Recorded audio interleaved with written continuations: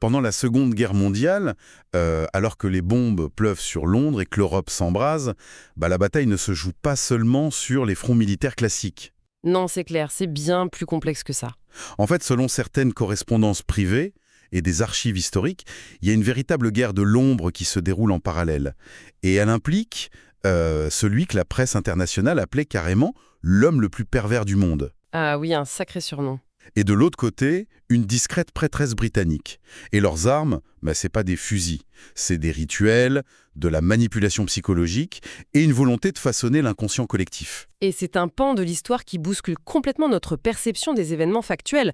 On est vraiment à la croisée des chemins entre le renseignement militaire, le patriotisme et l'occultisme pur. Exactement. Et c'est ce terrain méconnu que notre exploration approfondie va arpenter aujourd'hui.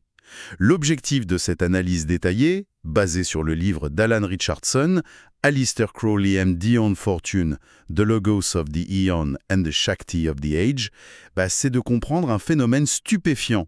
Tout à fait. On va voir comment ces deux figures occultes majeures du XXe siècle, qui sont radicalement opposées, ont secrètement forgé la conscience moderne.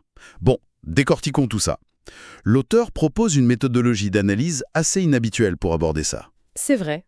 L'ouvrage utilise une approche inspirée de ce que Crowley lui-même appelait la mémoire magique. Ouais, tiré de son texte Le Libertisarb, c'est ça, hein? C'est ça, et pour la petite anecdote, le mot Thisarb, c'est simplement Berachit épelé à l'envers, c'est le premier mot de la Genèse qui signifie au commencement. Et la technique consiste à remonter les événements dans un ordre antichronologique. Donc on déroule le temps à l'envers, quoi. Voilà, et pour comprendre la racine de leur influence énorme, l'auteur dit qu'il faut d'abord observer la fin de leur trajectoire, la fin spectaculaire même. Alors, on va appliquer cette méthode. On commence par leur décès, parce que le contraste entre les deux est frappant. D'un côté, on a Violet Evans, universellement connue sous son nom de plume Dion Fortune. Oui. Elle meurt en janvier 1946, à seulement 55 ans, d'une leucémie, et ça se passe hyper paisiblement au Middlesex Hospital de Londres, après une vie vraiment saine et structurée. Complètement. Et ces funérailles ont lieu à Glastonbury. C'est un lieu hyper mythique, avec une cérémonie qui mélange subtilement des éléments chrétiens et païens. On l'inhue même en l'orientant vers l'ouest, comme les héros de la mythologie celte. C'est une fin super apaisée. Et c'est logique pour une femme qui avait tellement étudié ce passage. Elle avait publié un ouvrage, Through the Gates of Death. Ah oui, où elle voyait la mort comme une transition technique, non? Exactement. Elle abordait pas ça comme une tragédie, mais elle expliquait comment s'y préparer méthodiquement, genre en convoquant la présence de ses proches physiquement ou sur le plan astral. Et elle a appliqué ça jusqu'au bout. Et puis, de l'autre côté du spectre, un an plus tard, en 1947, on a Edward Alexander Crowley, l'homme qui exigeait qu'on l'appelle la Grande Bête ou Baphomet.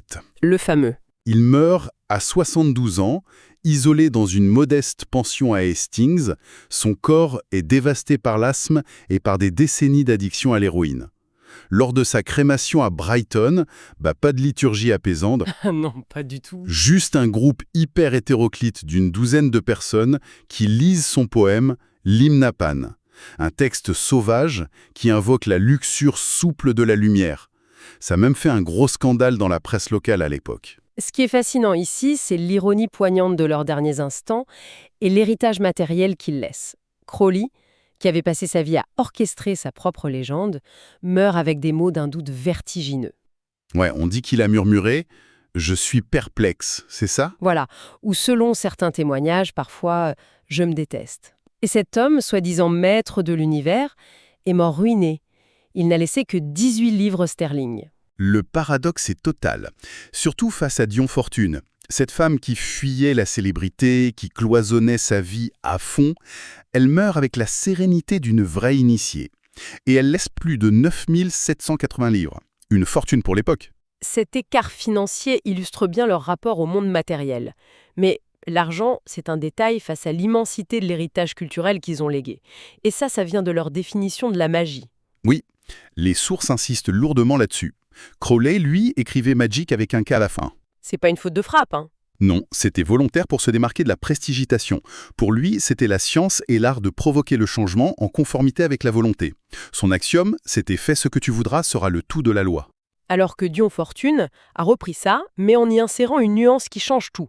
Pour elle, c'est provoquer des changements dans la conscience. Ah oui, l'ingénierie psychologique intérieure. Exactement. Son axiome à elle, c'était « je désire savoir afin de servir ». C'est tourner vers l'élévation, pas juste l'accomplissement des désirs individuels. J'aime bien utiliser une analogie architecturale ici. Crowley, c'était un peu la rockstar provocatrice. Ouais, c'est une très bonne image. Genre, il défonce la porte d'entrée à coups de hache pour forcer la société victorienne à regarder ses tabous. Dionne Fortune, en revanche, c'était l'ingénieur structural. Oui, Elle entre par la porte de derrière sans faire de bruit, et elle redessine silencieusement les murs porteurs pour pas que la maison s'effondre. la comparaison est pertinente. Parce que l'héritage de Crowley a littéralement nourri la culture rock et la libération sexuelle. Il a inspiré des idoles comme les Beatles, David Bowie, Led Zeppelin ou Ozzy Osbourne. Il était la figure tutélaire de la rébellion. Et Dionne Fortune a eu un impact énorme aussi, mais de façon totalement furtive. C'est ça. On aborde là l'émergence de la Wicca moderne. Attends, la Wicca, c'est pas Gerald Gardner dans les années 50 ? Si, bien sûr. Gardner connaissait les textes de Crowley, il lui a même emprunté des rituels entiers, mais la structure, l'atmosphère et surtout le retour de la déesse et l'autonomie féminine, Gardner a extrait ça des romans de fortune comme The Sea Priestess ou Moon Magic. C'est dingue. Elle a ramené le pouvoir féminin dans un ésotérisme occidental qui était massivement patriarcal. C'est complètement contre-intuitif de se dire qu'un mouvement mondial actuel, avec des millions de pratiquants, prend racine dans des œuvres de fiction des années 30. Cela soulève une question importante quant à la nature de la vérité historique. Pourquoi les mythes construits par ces deux figures sont-ils devenus infiniment plus puissants que les réalités parfois sordides de leur quotidien ? Parce que la mémoire collective efface leurs échecs ou les addictions de Crowley pour ne garder que les grands archétypes qu'ils ont réussi à canaliser. Exactement. Et en parlant d'archétypes, on touche au cœur du titre du livre, le logos de Léon et la Shakti de l'âge. Pour comprendre cette dynamique de rockstar et d'ingénieur, il faut analyser les forces cosmiques qu'ils incarnaient. C'est ça. Crowley revendiquait le titre de logos. Il se voyait comme le prophète annonçant une ère nouvelle, Léon Dorus, avec ce fameux mot d'ordre téléma. Et pour décrypter le rôle de Fortune en tant que Shakti, le texte s'appuie sur la philosophie de Valentin, un penseur gnostique du IIe siècle. D'accord. Valentin conceptualisait un univers basé sur des syzygies, des paires indissociables. Par exemple, Bitos, la profondeur insondable, ne peut exister sans Sygie, le silence absolu. Donc une syzygie, c'est l'idée absolue qu'aucune force n'existe sans son exact opposé pour la contenir. C'est ça l'idée. C'est une excellente formulation. De la même manière, le logos, qui est le verbe, a impérativement besoin de Zoé, la force vitale. Une graine ne donnera rien si on ne la plante pas dans une terre fertile. Et Crowley incarnait le logos, il proclamait la loi. Mais ça restait du bruit sans réceptacle. Exact. Et la terre fertile, c'est la fameuse Shakti, l'énergie primordiale féminine. Même si Fortune refusait les titres grandiloquents, elle a agi concrètement comme la Shakti de cette époque, ancrant tout ça psychologiquement. L'analyse montre que sans ce cadre stabilisateur, sans l'ingénierie de la Shakti, l'énergie chaotique du logos s'autodétruit. Ils étaient les deux faces d'une même pièce. Bon, jusque-là, on pourrait se dire qu'il s'agit de débats intellectuels de salon. Mais l'histoire va violemment frapper à leur porte. Et c'est là que ça devient vraiment intéressant. Le grand cataclysme. Voilà, la Seconde Guerre mondiale. Le yin et le yang occulte mis à l'épreuve par le Blitz.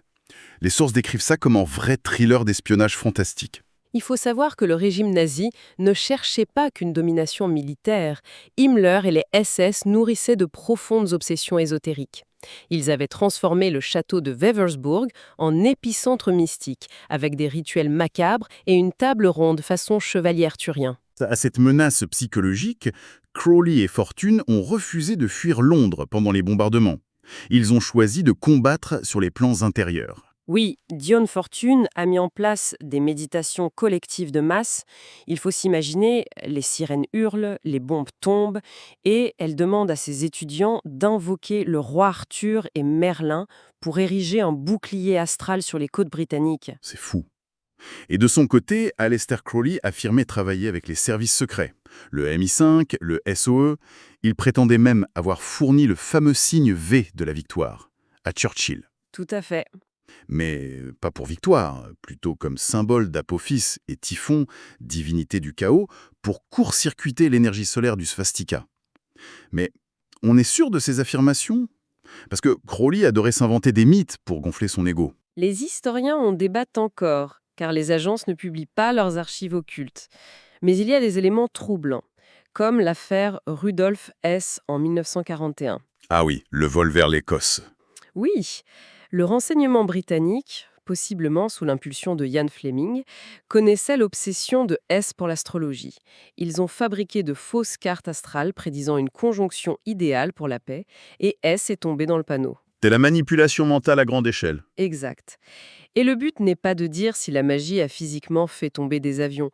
Ce que souligne l'auteur, c'est l'efficacité de ces manœuvres, surtout celle de Fortune, pour mobiliser la psyché britannique. Ça canalisait la terreur pour générer ce que les Gallois appellent le wile, c'est ça? Le wile, oui, une ferveur spirituelle qui transcende la peur et donne un courage collectif. C'était une opération de soutien psychologique massive. Ayant affronté le même ennemi, la grande question c'est, est-ce que ces deux figures se sont croisées? Les rumeurs de l'époque disaient qu'ils étaient amants, vu la réputation sulfureuse de Crowley. Les sources détruisent formellement cette rumeur. Jamais la moindre intimité physique. Crowley notait tout dans ses journaux. S'il s'était passé quoi que ce soit, il l'aurait documenté. C'est clair. Mais ils échangeaient quand même des lettres. Oui, une forte connexion intellectuelle. Il l'appelait sa prêtresse de la Lune et lui a offert un exemplaire dédicacé de son tarot, le Book of Thoth. Et ça culmine avec une lettre ahurissante de Fortune en 1944. Elle lui écrit noir sur blanc qu'elle reconnaît la validité de Toléma, la loi du Nouvel Éon.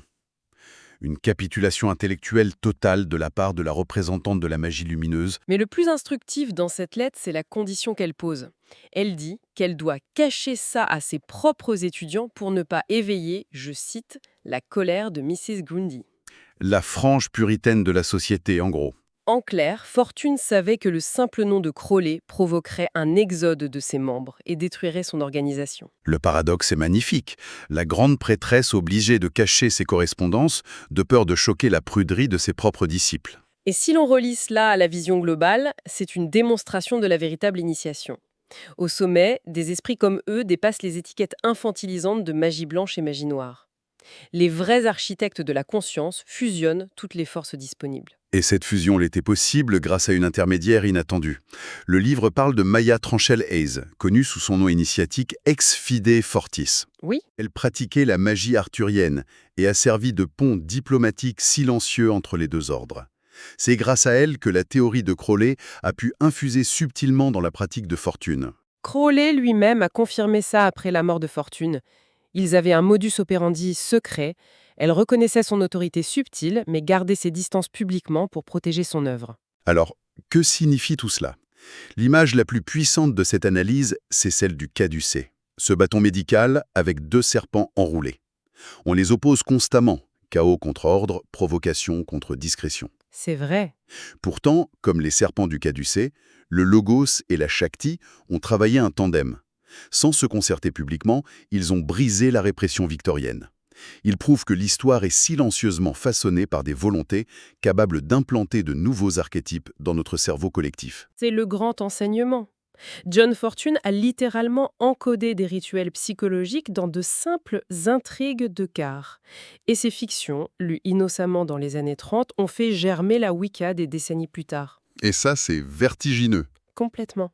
Parce que si des mots couchés sur du papier ont opéré une telle reprogrammation à l'époque, on est en droit de se demander, parmi les séries virales ou les best-sellers de fiction que l'on consomme frénétiquement aujourd'hui, quels sont ceux qui, sous couvert de divertissement, sont en réalité en train d'encoder silencieusement la prochaine grande révolution spirituelle de l'humanité. Le diagnostic de notre époque s'avère bien plus profond qu'on le pense. L'esprit humain reste le champ de bataille ultime.